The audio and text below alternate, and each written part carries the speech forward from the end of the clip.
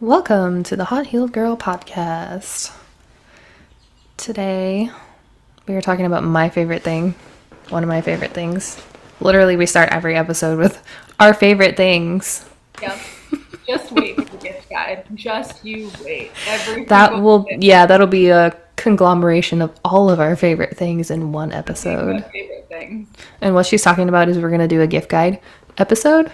So it's gonna just stay tuned for that. Before Black Friday. We're gonna do it before that so that you can get your shopping in. Yeah. You can reference it when you are shopping. If you want to know what we want, what we recommend, highly recommend giving it a listen. I'm just a big, gift giving is my love language for other people. Receiving gifts, not my love language. Giving gifts to others is. So this is what brings me joy. Finding things that people want and don't know they want is literally one of my favorite things in the whole world. So it's just gonna be a fun freaking episode. Yeah, I'm excited for that one. But today we are talking about hormones. So if you don't know, hopefully you do know that I am a hormone coach. But if you don't know, I am. So that is my niche. Courtney's niche is all about gut health and drainage and liver. And obviously I do some liver support too, but we're just going to kind of go over the basics of hormones today and what you need to do to balance them. Yeah. So I'm actually going to start off with asking you, because I know people don't come to you for hormone health, but do you see hormones improve just addressing gut health and drainage and all that kind of stuff? I literally always see hormones improve. Well, so it depends, right? Because my clients are different. Some people come not needing as much, right? Some people I get very sick.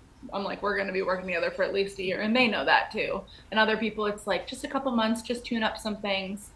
So obviously, usually it's the sicker people that have all the issues, including hormone issues, right? I always say to them, of course your body's not safe enough to literally have a baby, to grow the placenta, which is a whole ass organ. And when we address all the things, the drainage, the parasites, all the other root causes, underlying stuff, everyone's hormones improve. Their cycles start getting back regular again. And I even have a current client, they're on month 1 of parasites, and she's so my period's a little bit longer now. Normally it would be really short, 2 days, and it's probably around 4 days with a couple of days of more blood. And I'm good. It's it's not an unhealthy too much, right? But for her, it was too short, and most of it was very light, not anything. It's starting to regulate. I love that. That's awesome. Yeah. I kind of love that too, because obviously when people come to me, they come to me for hormone balance. And so they're wanting it to change immediately. Whereas people coming to you, that's not the main thing that they're going for, but then they get that result in the end. And the thing with hormones is they take a while. They're not usually an instant fix, which is what I know everybody wants. We live in the age of instant gratification. Everyone wants that. But hormones, I always tell people minimum of 3 months. Yeah, minimum.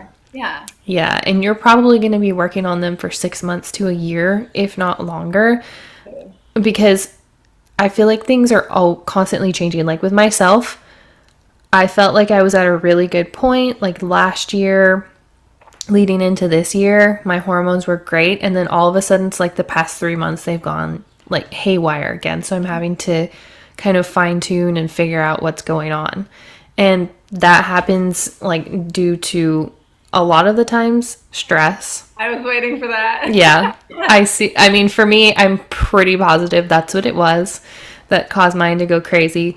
But I see that a lot with people, if they've worked with me already or, done work on their own already, and they feel they're good, but then they have a stressful situation or go through things, and then all of a sudden everything's changing again. And so Yeah, hormones, they are a process. You have to stay on top of them for sure.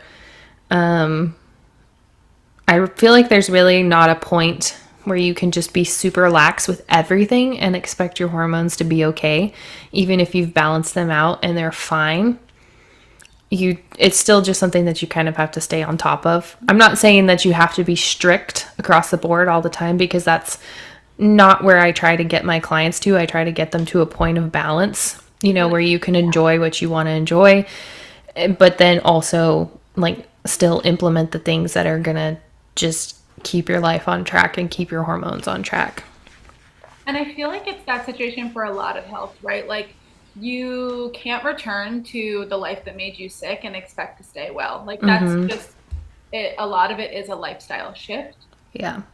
And I don't see anything wrong in that. I'm not saying, like you said, not saying you have to be super strict about everything for the rest of your life. But if you're going to keep staying up, not sleeping well, very stressed, go, go, go lifestyle, eating the standard American diet, like you're not going to continue to stay well.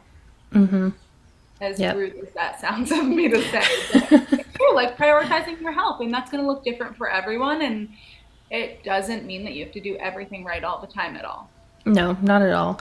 And that's why I'm a big fan of the cycle syncing method. And I've talked about this before, but it really is just kind of turning it into a lifestyle. In that way, if you're implementing that, at least like 80% of the month, probably you're going to be okay. Like if you've already done like the hard work and all that kind of stuff, like if you've already done the liver support and all the major hormone support, like if you've worked on that and you've gotten to a good place, then if you're just like 75 to 80% of the month, if you're just kind of following the cycle syncing method, if you're, like you said, managing your stress, managing your sleep for the most part. Obviously, I know life exists Yeah. and nobody is ever stress free all the time. And there's always things that happen. But if you just kind of keep that as a baseline for your life, then overall, I'm going to say you're going to probably stay pretty much on track. Yeah, exactly. And I mean, I'm a big believer that we kind of need liver support just because of the toxic world we live in. Like most of us need it relatively consistently. Yeah, I mean, I've talked about that in Yeah. multiple episodes, how, like, I personally know that that's something that I need very consistently. Like, very consistently. And we've said this before. I think you're just hyper aware of it. I think most people do. I just think that's the truth. We face so many toxins and our liver does so much. I could go on and on about all of the functions of the liver, but it even filters your blood. Like it's doing a lot for you. Yeah, and I mean, again, I have mentioned this before. Sometimes I feel like our podcasts are like just reiterating everything that we've already talked about, but it's okay. Your liver filters all the excess hormones, guys. And the majority of women that come to me have estrogen dominance. That's what I have. Estrogen dominance raises inflammation levels in your body. It raises those prostaglandins that cause all that inflammation. Those are what cause a lot of your pain. And if your estrogen can't get out of your body, which it's getting out through your liver, it's getting out through your poop. So if your liver's not working, Yeah, liver yes, if you're support. not pooping, literally I was constipated yesterday and I felt awful. I'm like, how do people do this I think that is. constantly? I'm like, how is this someone's reality? Like, I know. Yeah, and you don't feel good. Like you eat and you're full. I mean for me, like I was full immediately. And so it's just like I want to eat more food, but I can't. And then I feel bloated and I'm just like I just need to poop. But I did this morning, guys. I'm good. No. like I mean, that's the reality. Everyone gets constipated sometimes. I'm gonna say out of the year it happens a handful. I can. It's less than on two hands for me, right? But like, Yeah, it doesn't happen for me very often either, but it's just sometimes it's random. But anyway, if you're constantly constipated, if you're only going like 3 to 4 times a week, you're not getting those hormones out. It is very likely that your Courtney is making faces over here. If you're not watching on I YouTube, can't she's like, imagine it. yeah. This is one of our pain points, guys, is people thinking it's okay to only poop 3 times a week. It's a Where's big the pet shirt? peeve. Like, I need a shirt that says everybody poops or like poop every day. Like, I don't know. Pooping every day is normal. We need shirts for it. I'd wear it. I'd We're wear just gonna make a whole line called taboo t-shirts. it. Damn, I love that. I just came up with that on the fly. That's how the name of this podcast was. Anyways, I literally just texted you my Hill Girl Life, and you were like, "Yep, Taboo t-shirts, TM, trademarking. claim it right now." Yeah. Anyway, back to hormones. Liver, Back to liver the talk, liver. estrogen, all that stuff. Yes. And Courtney's talked about the liver too in our drainage podcast. So if you want a little more info on the liver, go back to that podcast. I think it's episode number 5. But yeah, I think that's probably one of the places where I start Of course. with hormones. Like I said, it's a process. And so I don't throw everything at everybody at once because you simply cannot Yeah, you can layer things in. change everything at once. But the liver is generally where I start with a lot of people because that's what needs help first. And we always do the drainage work too, like Courtney always talks about, especially since getting into cell core and like realizing how important that is. I start everybody off almost on drainage work and just doing that because, again, it does support the liver. I'm going to say about 80% of my clients see a huge shift in the way their cycle is just in that month of doing drainage. The only time I see irregularities in my practice in the first month in their cycle is when we start busting biofilms. If there's someone who's extremely toxic and has lots of biofilms, because that stuff's getting released into the body, they'll be like, holy shit, why is my period late? Or like, why is it a little bit less or a little bit different? And I'll be like, surprise, you have more biofilms than we realize. Like, people are getting shoved into your body and it's not able to eliminate toxins fast enough. That isn't to say that it doesn't regulate like relatively quickly once we're able to find those toxins and get them out of the body, but it just is all a matter of time. Yeah. If you hear birds in the background of this podcast, guys, I'm sorry. There's an entire flock outside my house and I can't do anything about it. I know, right? They have literally been out there all day. All day. Okay. Okay. Anyway. Do you want to talk about the liver for a hot sec? Yeah, go for it. Okay. So when we're looking at the drainage funnel, it's our second organ, right? The first thing is the colon and have to make sure you're pooping. That's pretty simple. Poop every day. Second is the liver and the bile ducts. So the liver eliminates toxins out of the body through the production of bile, which is like a sludgy substance, right? It filters every toxin that you come in contact with, excess hormones, xenoestrogens. Literally think of the air you breathe, think of the toxins everywhere, right? Even the supplements you take in, your liver has to filter that. That's why taking a liver support is so important throughout the whole part of any protocol. And like I said, it filters your blood specifically at night, early waking hours, right? It's like 1 to 3 a.m. is when your liver filters like a big dump of your blood.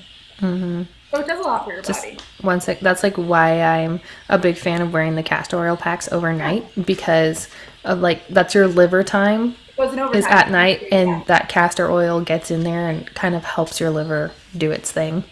Yeah. And so some people can have like blockages of the liver of the bile ducts. And so if that happens, the bile duct can get sludgy. You can have, sludgy bile. So that just means that it's not moving as efficiently. So the toxins aren't able to get out of your body as quickly, as effectively, whatever. And then the bile gets dumped into the stool, you poop it out, tying those two things together. We talked about it before, but I just want to brush everyone up on the liver. So like you said, very important for everything you do. Personal care products, think about literally your skincare, your hair care, anything you put on your body, the candles in your house, the fragrances, all of your cleaning products, everything outside, like anything, any toxin, any sort of chemical, whatever, is filtered through your liver. all of those over-the-counter drugs, any meds you're on, in addition to supplements, right? It's not just all that. So like it's doing a lot for us just in the world we live in. The liver is working overtime. That's why I feel like more than ever, people are having liver issues. People are having hormone issues due to sluggish liver. People are having autoimmune issues, things like that, right? I had an autoimmune liver issue when I was 7. So, like jaundicing of the eyes, right? Yellowing of the eyes happened to me. That's like a telltale sign. You're 7. You're not supposed to have yellow. But my body was dumped with an influx of toxins at once, right? Got Lyme, things like that. There's basically so many toxins in this world. And if you're not supporting your liver, I'm not saying that that would have helped getting Lyme all at once, right? But if you're not supporting it and you're facing so many things all the time, your liver is going to get bogged down. It's going to accumulate over time. And that's how this is going to happen. Whatever that one thing that made you notice it was just the straw that broke the camel's back. Like it's been accumulating for months, days, years, whatever. And that's why it's so important to just support your liver all the time. Yeah. And that's why, again, this is another thing that I go over with my clients is like, and we talked about this in actually our previous podcast that just came out, was all the personal care stuff. But this is why it is so important to swap that out if you really are going to consistently address your hormones. If you're really wanting to heal your hormones, you have to get rid of that stuff. Yeah. You can't really control being exposed to it out in the world because it is literally everywhere. But in your own home, like if you can reduce your toxin exposure in the place where you spend the most time, then that's going to just be so much less that your liver has to process. Exactly. Yeah, because there's no use in fearing what you're going to face on the outside world. It's going to exist regardless. Fearing is not going to control anything about it. It's not going to make it easier on your body. So there's no point in being afraid of any of that. Just knowing that you have the tools and that you can control a lot, right? If you're using non-toxic makeup or deodorant or shampoo, conditioner, hand soap, right? That's the stuff that you're using every day. That's the stuff that's like the most readily absorbed into your body compared to you spending 20 minutes in like a fragrance soaked. My hallway stinks so bad when they clean here. That's not impacting me because I don't really spend that much time. They come here once a week and then they clean it and I hate the smell and that's fine. We move on from it, right? Like you're not spending a lot of time there compared to those things that are literally in direct contact with your skin every day. Yeah, because your skin obviously absorbs everything that you put on it. So if you're applying chemicals to it every day, that's just going to your liver and piling on the things that it has to filter out. Yeah, they say the skin absorbs everything within, I think, 30 minutes. I think so. Yeah, it's a little less than 30 minutes. Yeah. So yeah. What's up? I was like, pretty quick, right? Pretty quick, yeah. And I mean, taking things off that quickly. Yeah, you're putting your makeup on and your deodorant on and you're leaving it on all day. So, I mean, it's in there all day long. And that's not saying you have to be perfect either because like me, I get my nails done. Is it non-toxic? No, it's not at all. But it makes me feel good. And honestly, I think feeling good is like half of being healthy. If you mentally feel good and you feel like happy about yourself, you're automatically going to be healthier. And surely everyone has their vices. So, right, like I choose non-toxic makeup, shampoo, conditioner, whatever. But then, like, when I go to someone's wedding, I let them doll me the heck up, disgusting hairspray, sorry, ozone layer. Like, I don't care. It's twice a year. Yep. And also, some people get their hair dyed with regular stuff too. If you don't have someone near you that has non-toxic hair dye, okay, right? We all pick our vices. We all pick the things that we're okay with. I don't go to a non-toxic hair salon even to cut my hair. Yeah.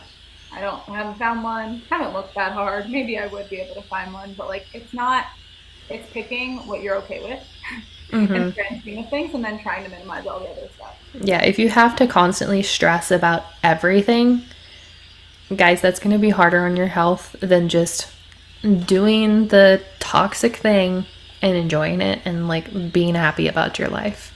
You're also going to create reactions if you think about it too much, right? Like really if you're like, oh my God, this hairspray is disgusting. Is it going to give me a rash? And you're going to literally create a rash. Yeah, I mean, I know people that are like, I can't do this because it's going to do this. I can't do this because it's going to do this. And they're constantly thinking that over and over and over. So you're telling your brain that this is going to happen to your body if you're around that. So you're, creating, like you said, creating that reaction. Yeah. Like the mind is powerful, right? Our mind doesn't know the difference between our perceived reality and our actual reality. So like you're gonna create that regardless. So you might as well go the heck out about it. Yep. Yep. So anyway, Hormones. yes. I mean, that was all tied in, but yeah. But yeah, so that's really where I start, is starting with your liver support. And then the second thing is, again, we've talked about this, but it is eating enough food. Eating enough food, liver support, sleep, and stress management. Like if you can just start on those 4 things, even just kind of starting to do that by yourself if you can't afford to work with someone, it is going to majorly help improve your hormone levels. And so by eating enough food, we are not talking about just like eating whatever, as fun as that would be. We're talking about getting in like good calories from like protein, vegetables, fruit, beans, stuff like that, if you can tolerate things like that. But majority, we're talking about protein, because most women do not eat enough protein. They do not eat enough of the right calories.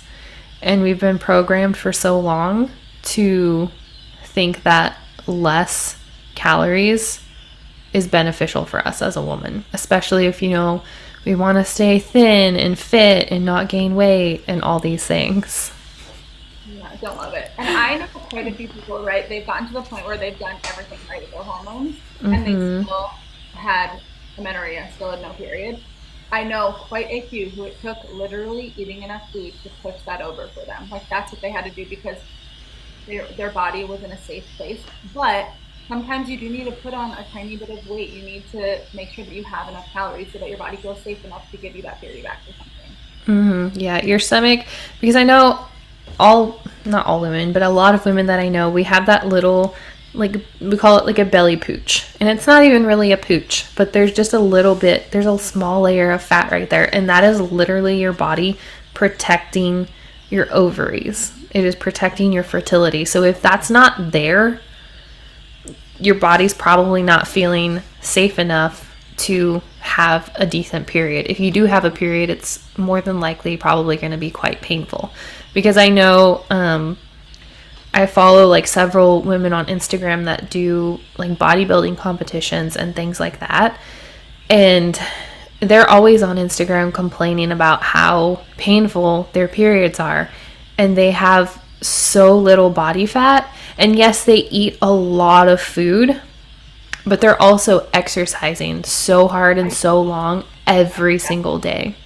And they're eating, like most of them are eating a lot of protein with like crap fillers and all that kind of stuff in it. Like a lot of, stuff that builds kind of like, I don't want to say fake muscle because it's not fake muscle, but it's like in not a natural way, for lack of better words to explain it. But they're eating a lot of that. They're eating majority like chicken, rice, broccoli. They're eating the same things every single day. And as a woman, that is not how your hormones are designed to want to eat.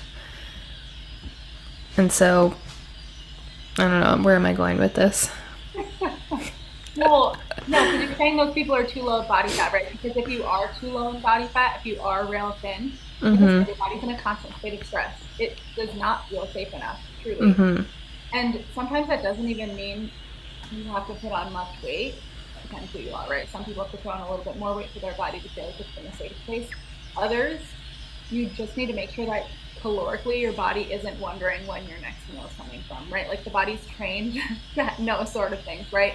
To store on to weight and to store on to fat, or when it's like if I'm not getting enough food constantly, I need to hold on to it. I'm scared where the next meal is going to come from. Yeah, that's what I tell everyone that comes to me that wants to lose a little bit of weight. I'm like, okay, the first thing we're going to do is, consistent meals and enough food at each meal, because they're like, I keep lowering my calories, I keep lowering my food intake, and it's just not working at all. And I'm like, okay, your body is stressed out. It doesn't know when it's going to get fed next. So, like you said, it's like, I need to hold on to this to keep me safe because I don't know where my next meal is coming from. And I kid you not, most women that do that will see an instant drop in mostly inflammation weight because you don't lose fat that fast, but they will see an instant drop in just like slimming out. Their face will slim out. They'll lose that water weight. They'll lose that inflammation weight just because they ate consistently and included enough food. And this isn't within like a week. They'll see this. Because honestly, right, like the body can be stressed out by a lot of things. Over exercising and under eating are two of the easiest ones to fix. Mm-hmm. I always tell people when, when we're working to heal them, I'm like, we're working to reduce your stressors as a whole. Those internal stressors, those pathogens, all of that we're working on, right? But what can we do as an external stressor to decrease right now? Easiest, make sure you're eating enough food. Make sure you're not over exercising. Mm-hmm. Those are the two easiest things. And then you focus on the rest of the stressors too. Yeah. Yep. And that's again why I'm a fan of the cycle syncing, because you sync your workouts to your cycle, so you make sure that you're not over exercising all the time. Because if you're, I've went over this in a different podcast, and maybe we can do like a more in-depth on just the cycle phases. Yeah. But there are phases of your cycle where you need to work out harder. You don't need to, but if you're wanting to, like lose weight, build muscle, there's times in your cycle where you can maximize that. It's not all month long. If you do that all month long, you're going to stress your body out. Your periods are going to suck. And, you're actually going to store more weight just due to the way your hormones are working. Yeah, I always think that's so interesting, right? I mean, I don't like HIIT workouts ever. That's just who I am as a person. Mm-hmm. But if you're doing that 24/7, you're going to get to a point where your body's super stressed out. Yeah. It doesn't want to be doing high intensity stuff all the time. Mm-mm. We are not small men. We talked about that. No. And the thing is, when you start living in tune with your cycle, you can get just as much done as the men. You can gain just as much results, but you don't have to work as hard. And why would you not want to do that? Harder, not harder. Mm-hmm. I live that. Work like a woman. Work like a woman. I love it. Okay. Are there any other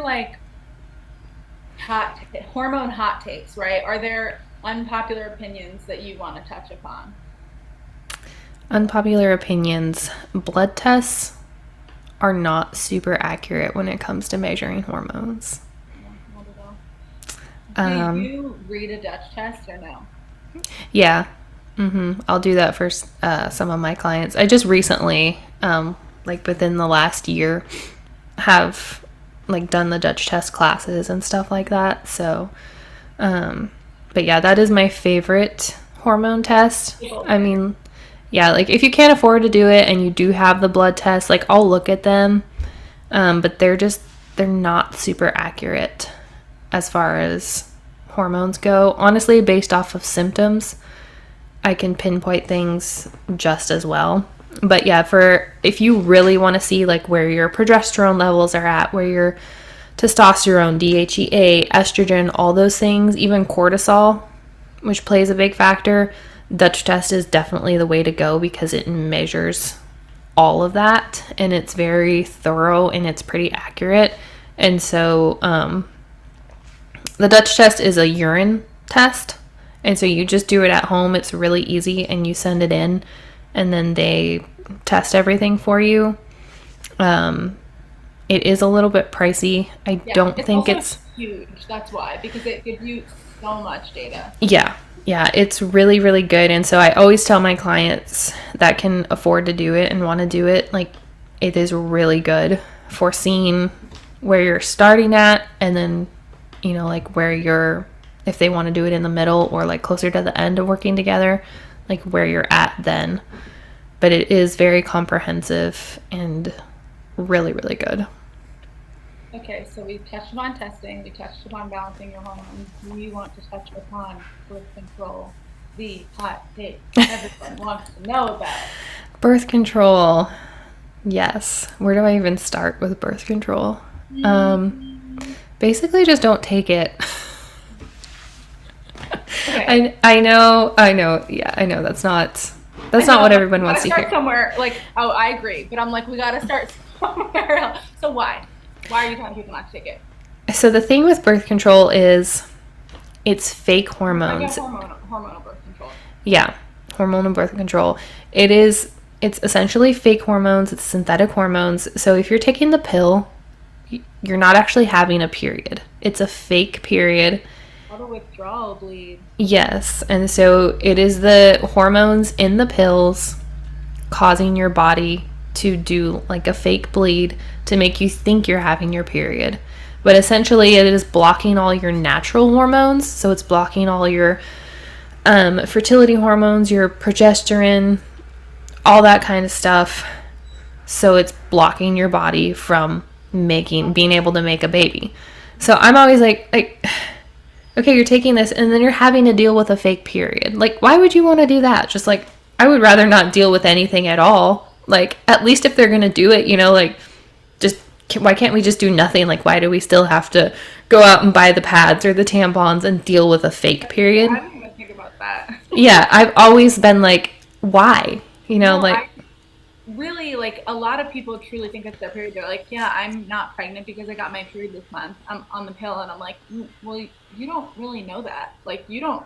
Sorry, you don't know anything right now. It's giving you a withdrawal bleed, which I mean, yeah, you're likely not period, you're not period, and you're likely not pregnant, but you don't really know what at all what's going on in your body. yeah. And there's so many side effects with birth control. And I think that's what's not ever talked about. And that's what frustrates the heck out of me is because these kids, like literal kids, 12, 13, 14, and That's even wild to me. I I was have seen younger even now. 16. I was on it for 2 months of my whole life. It was nothing. Yeah, I mean, I've never been on it, but yeah, these kids getting put on it for acne of all things at like 12 years old, and they stay on it all throughout high school because their doctors are telling them this is what you need to do. And then if they get off of it in their 20s or, like when they're trying to have a baby, guess what comes back? Acne. Yeah. Majorly. Majorly. And among other things, your fertility is in the tank. Yeah, It and I'll be is fair. probably going to be extremely hard for you to have a baby. One of I think my main issues with it is like the generation right now that's like trying to get pregnant is truly the generation that was put on the pill as like an experiment because no one else has really been on it for extended periods of time, like 10, 20 years. And it really is that generation that's trying to get pregnant right now. That is Yep.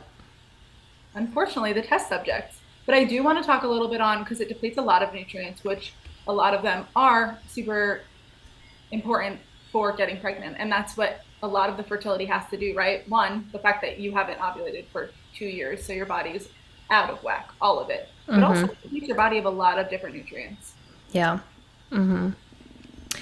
Yeah. I mean, fertility is not like my specific niche. Like, I don't really help people Yeah. with like having babies, like getting off of birth control. But I have actually, I'm going to say most of the people that I work with have not been on birth control in a while. So I do feel like it's becoming more common for people to just stop it altogether and like not be on it so much. But yeah, it deplete your body majorly of nutrients. If you're on birth control and you're wanting to have a baby but you don't want to come off birth control yet, start now. Like Yeah, start start now looking at prepping fertility. for a baby. Eat those nutrient dense foods. Like just literally flood your body with minerals, nutrients, all of the things like more than you think you need because of that birth control just depleting everything from your body. And the funny thing, so it's just so mainstream to be on birth control. There's nothing wrong with that, but because they don't tell you any of the side effects, right? So I was 16.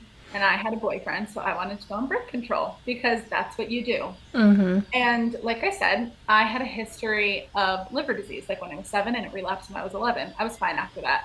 And they put me on it, which was fine. And then my mom thought, well, let's get your liver levels tested because obviously I know this can impact your liver. And it was slightly elevated.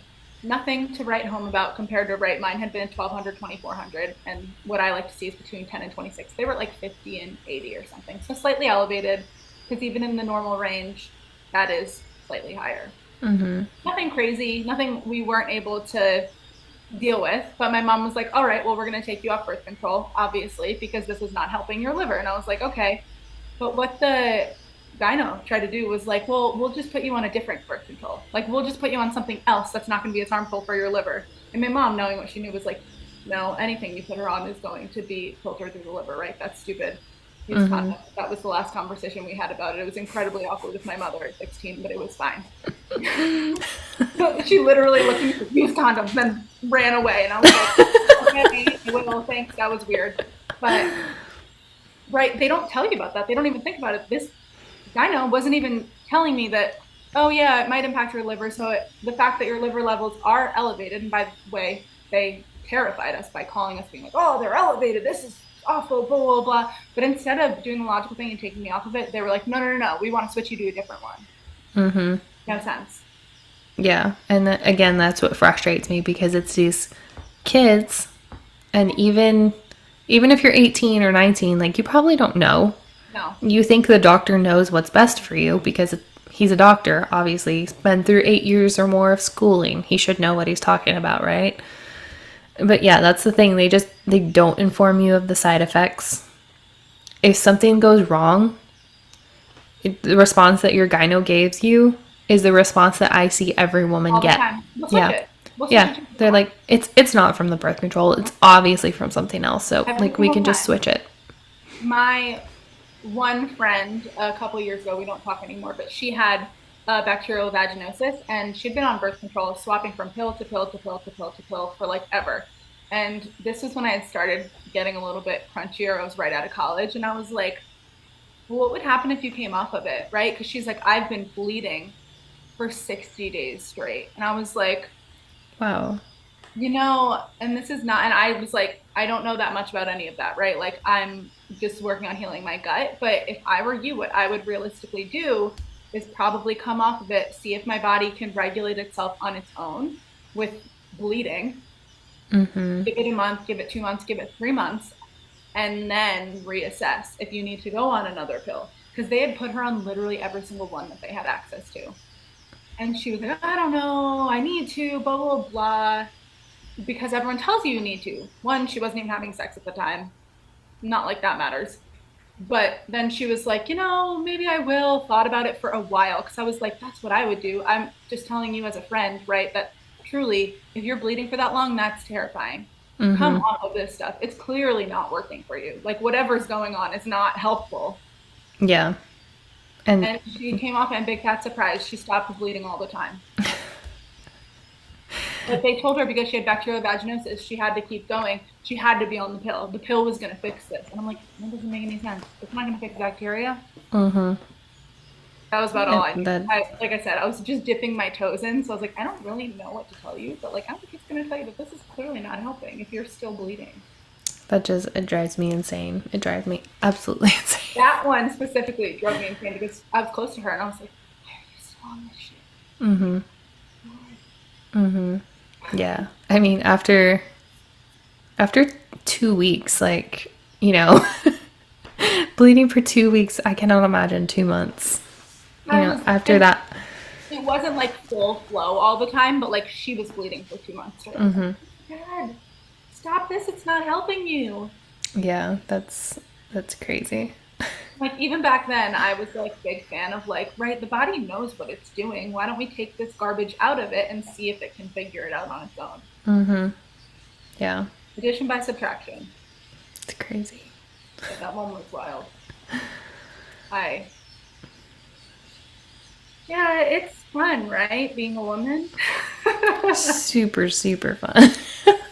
I was talking to Dan about that the other day because I just got like a bunch of skincare in and a bunch of makeup. And I was like, yeah, I spent a couple $100 on that. And I was like, do you like being a man? And he's like, oh, I love it.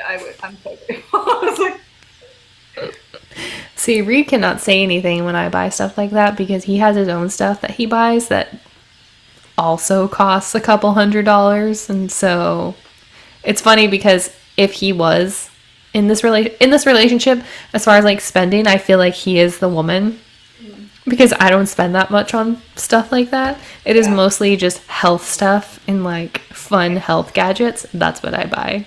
But like so much of our money right now goes to supplements for both of us because I'm just trying a couple new things for fun because that's just what happens when you work this type of job. Like you just dabble with friends, you try things, and he is working on quite a few things with his health right now. So I don't mind, right? At least I get practitioner deals. yeah, That's at least the bonus of it, right? I'm like, we're working on your health, but a lot of stuff we're getting at deep discounts because of me, which is totally fine. But we're just in a good way. I don't mind at all. He knows I'm good. So I'm like, yeah, work on your health. That's the best thing for you because otherwise, when you have, you don't do health. exactly. Exactly. But I've just been getting so much non-toxic skincare because it's fun. It is. It is fun. And like all the holiday sets from Beauty Counter, I just want all of them. I bought like five.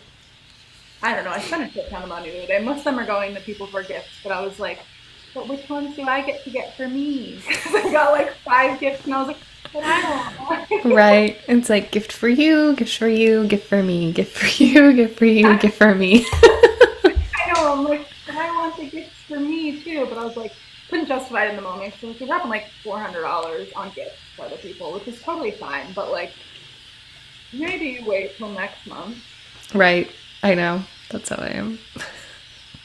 I wanted more for me. I want more for me. I'm like, can I get a couple? Can I get well, because Right.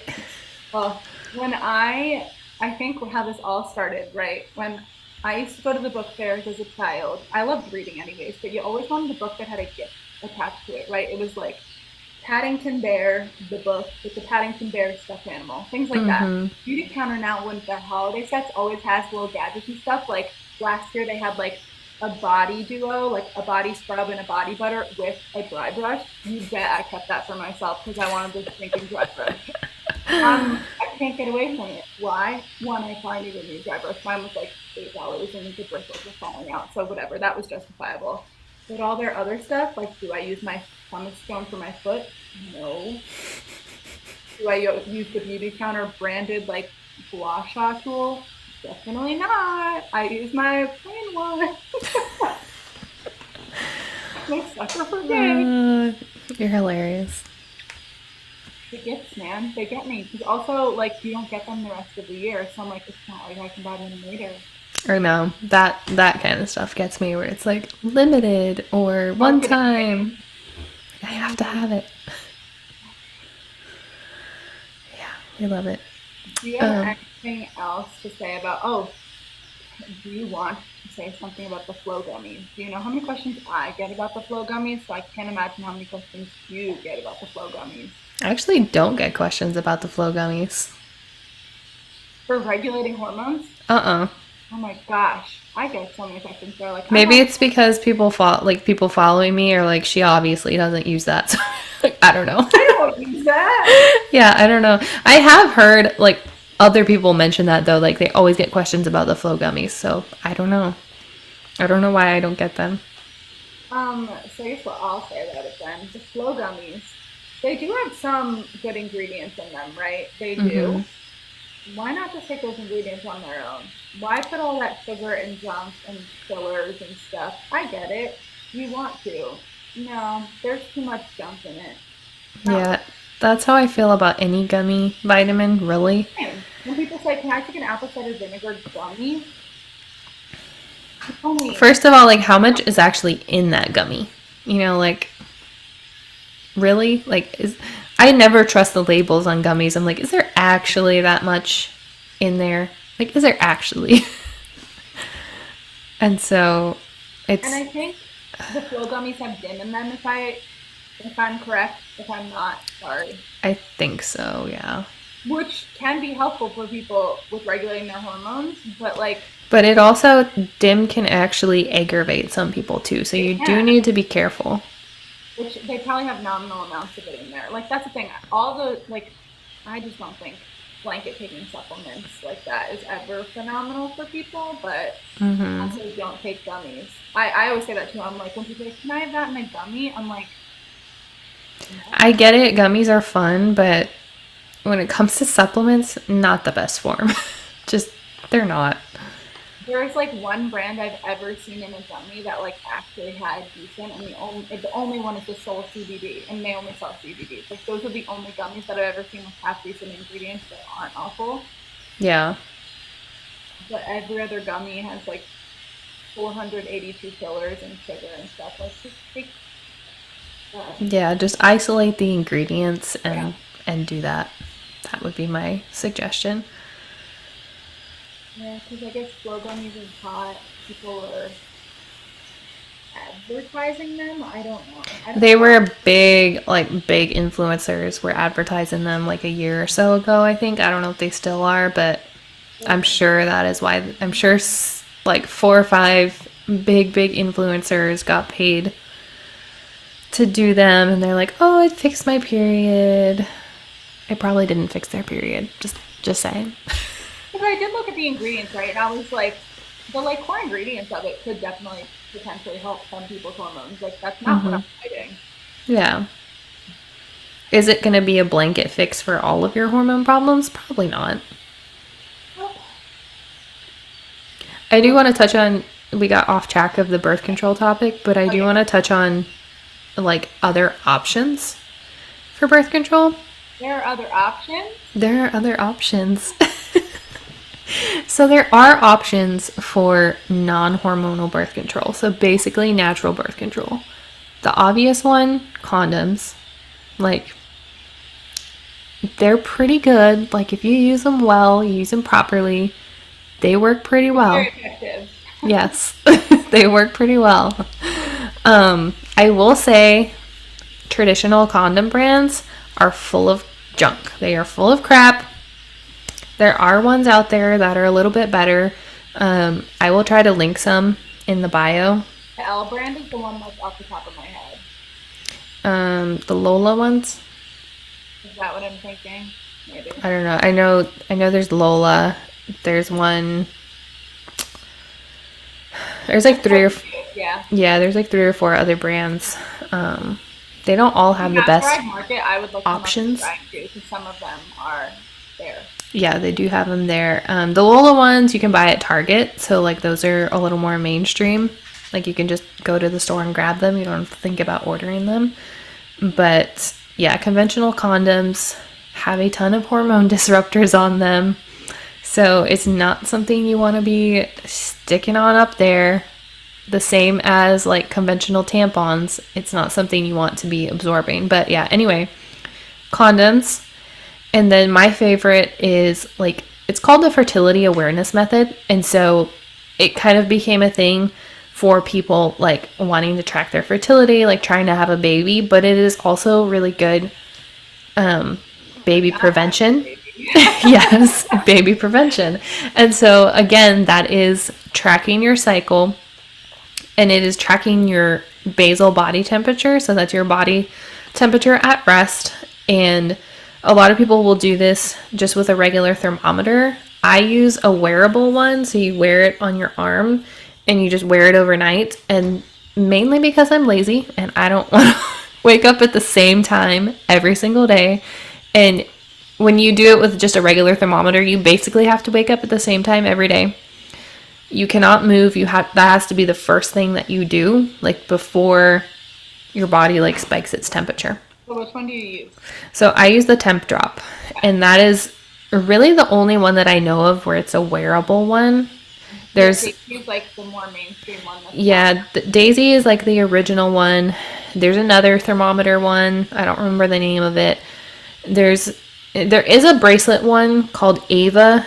That one is much more, it's not as in depth as the temp drop is. It's much more geared towards really just tracking your fertility, like ovulation. It's much more geared toward like having a baby. And so I don't really suggest that one for people who are wanting to, use it as a form of birth control. But what I like about Temp Drop is it syncs to your phone. And so you can see, it shows you, like, you add when you have your period. And so it shows you, like, the days of your period. And then it'll show you, like, when you ovulate. It has, like, these charts. It'll show you when your temperature goes up. And if you don't know, when your temperature spikes, usually around day 17-ish, that's when you ovulate. And so when you can physically see your temperature go up, and then also if you're tracking your cycle, you know once you get close to ovulation. So you can really only get pregnant one day out of the month, and that's when your body releases the egg. However, sperm can live for up to 5 days. So if you are wanting to prevent a baby, if you're having sex, within your fertile window, you're going to obviously want to use a condom, pull out whatever you need to do, but then you're aware of the fact that, okay, my body is in, like, baby making window. We need to use protection here. Yeah. And then if you're being aware, like, the rest of the time, you're probably good. Yeah. And I think that that's where it's also phenomenal to do the fertility awareness method, like you said, so that you're in tune with your body, right? Because if you are someone who one day does want to get pregnant, that's okay if you're using it as birth control right now. But if one day you want to, it's good to be in touch with this and to know exactly when you're fertile, when you're not. Yeah. And then it is so easy to just flip the switch and be like, okay, now we will have, now we'll make the baby instead of not make the baby here. So. Yeah. I saw someone talk about the other day, they were asking someone who's a fertility and hormone coach, and they were like, well, if you have a daughter, what are you going to put her on birth control? And I wanted to be like, I was on birth control for 2 months of my life. And condoms work just fine. Like, I don't mean to be rude about that, but you can do either method, or you can do both, whatever. But like, if you are lazier about it, condoms work just fine. I'm just going to be honest with you. Yep, they do. They were around before birth control. Yep. They'll be around after. Yeah, they are quite effective. So. It's just. Yeah. It's like, it's kind of mind blowing to me that people are so thrown off about, they're like, well, what do you do if you're not on birth control? And I'm like, come on, guys. And I think that comes from, like, men too, because people are always like, well, he doesn't want to wear a condom. I'm like, well, then don't give it to him. Yeah. I'm like, I don't give a Don't give it to him. If he doesn't want to wear it, then he's not coming around. So, like, whatever. I'm like, oh, so is he gonna have the baby? Like, is he gonna get pregnant? I'm like, exactly. I'm like, if you want this and you don't want a child, put that condom on, dude. Yeah, I'm like, I respect my partner just as much as the next person, but he is very aware that he does not have to hold a child. So when it comes down to forms of birth control, it's up to me to decide what is going to be most effective for us. Like, yeah. Thankfully, mine wants a kid even less than I do right now, so he is totally cool with whatever he needs to do. I was talking to Dan the other day. I was like, so, like, when do you want to have children? And he's like, whenever you're ready. And I was like, what? And he was like, I mean, do I even get a say in it? I'm not the one who has to get pregnant for 9 months. And I was like, wow, I love you so much. I didn't even think about it like that, because I was like, yeah, but just like, when would you want one? And he's like, I mean, I'm not the one that has to hold a child. Like, it will change my life, but not for 9 months the way it changes yours. Like, I don't feel like I get a say. And I was like, oh, that's so nice. That. Yeah, exactly. I was like, wow, that's such a good way. I appreciate that. Yeah. I couldn't even pull anything out of him after that, because he was like, no, I just don't really get a say. Like, whatever, when you... okay, I guess that's what we're doing. You're just going to be like, all right, I'm ready now. Let's go. I mean, I've openly said I don't want children for at least 5 years. Like, I'm not in that phase of my life. No issues about it. Don't care. It's fine. See, I will know someone that will have children my age, at least. We'll probably end up wanting kids around the same time. Probably, because that's kind of like my timeline. It was like 5 to 6 years. We'll see. It's okay. I 5 to 7 years, and see, you're not getting married for another year or so. So like it'll be on the same exactly. timeline. I was like, we're not even engaged. We're not getting married for some time. So like after that, we'll get there. But like we are both in very like phases of like work in our careers. Like same for you guys, where it is like taking a lot of time Yeah. and energy out of both of us. I don't want to call it like a selfish phase, but it also kind of is a selfish phase because I'm like I don't want to give up that time to take care of another human right now. And And I because you don't want it to change your if you don't want it to change your life, then that's good because then you're aware of that one day you will, right? You'll want that, you'll be all in right now. yeah. And people always call that selfish and they're like children are a blessing, like this and that. And don't get me wrong, Yeah, and you want obviously them. they are.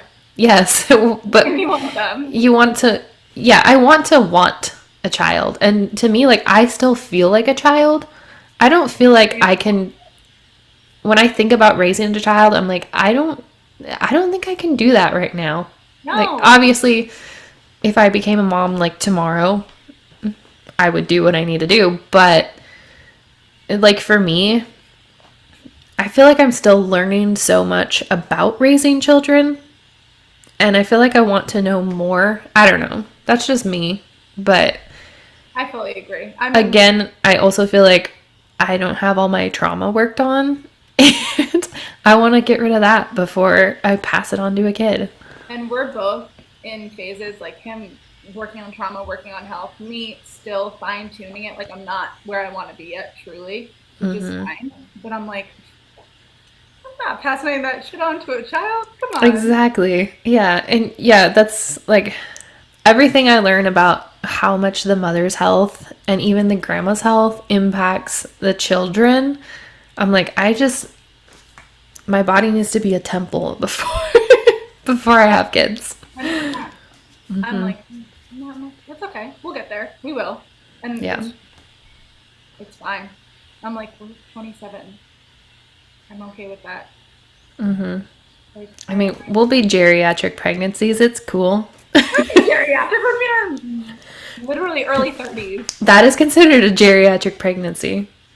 Well, joke's on you. Okay, it might be after 35, but I think the timeline is getting lower, like 33 now or something like that. I'm gonna be like 32 and I don't have any problems about it. No issues. We'll be fine. We will be Right. fine. Most of the people I know, so right, my sister is 30 right now, and some of her friends are starting to get pregnant, like 30, 31. And I'm like, cool. I love that for what I'm gonna do the same thing as you because they're all literally it's like in that phase of their life, and I'm like, good. I'm glad you guys all waited because that feels fine for me to wait until that point in my life. Exactly. Yep. They're also like all married with houses, like very settled, and I'm like, that's exactly like I want to have some ducks in a row first. Yeah, that's how I feel about it too. I don't want to be like stressed about finances and everything Yeah, because just stress is because we always had gonna come children. up in life, but like Yeah. I want to feel like I have some things in a line before having kids. Yep. That is how I feel. And so on that, now everyone knows when we're gonna get pregnant. That's okay. I'm down. Happy about it. We're gonna do so much like we always talk about doing work for preconception. We talked about that in the eco talk. We're doing that preconception work right now, even if it's years early. Exactly. Yep. We're working on it now. It's one more trauma, people. Book an MBSR session with Courtney. So Work on I'm it. actually gonna do a mini session on myself after this because I've been feeling my levels like drain this week and like anxiousness and like fear like rise a little bit. And I'm like, oh, we need a session, don't we? Yeah. I need to just come visit you so you can do one on me. Yeah, I'm well right here. I'm doing a mini session on myself. Actually, I'm glad. I've been looking forward to this. All right. Well, I hope you guys enjoyed that very helter-skelter episode on hormones. Yes. We got into a lot of different stuff. We got into hormones, birth control, preconception planning. Yeah. I liked it. But if you want more hormone stuff, I feel like we touched upon hormones enough. Yeah, I mean, there you can go into so much, but just like covering the basics, eat more protein, eat consistent meals, work on your sleep, work on your stress. I know easier said than done, but just try to do it. Minimize your toxin exposure. And if you need more tips and help, just follow my Instagram page At Emily Joy Wellness. at Emily Joy Wellness everywhere. And Courtney is at The Rooted in Health. Oh, me? So if you need more liver drainage tips, you can head over there. We love the liver. We love We the liver. love the liver. We love healing. We love We love hot girl healing. Yeah, really. We do. We love your rest hot girl life. That's it. That's all we got. That's all we got. We'll catch you in the next episode. Yeah. Up next, we don't know. And then probably in one of the ones after that will be the gift guide. Stay tuned for that. Subscribe, leave a comment, leave a rating, leave a review. All the love. We will see you next time.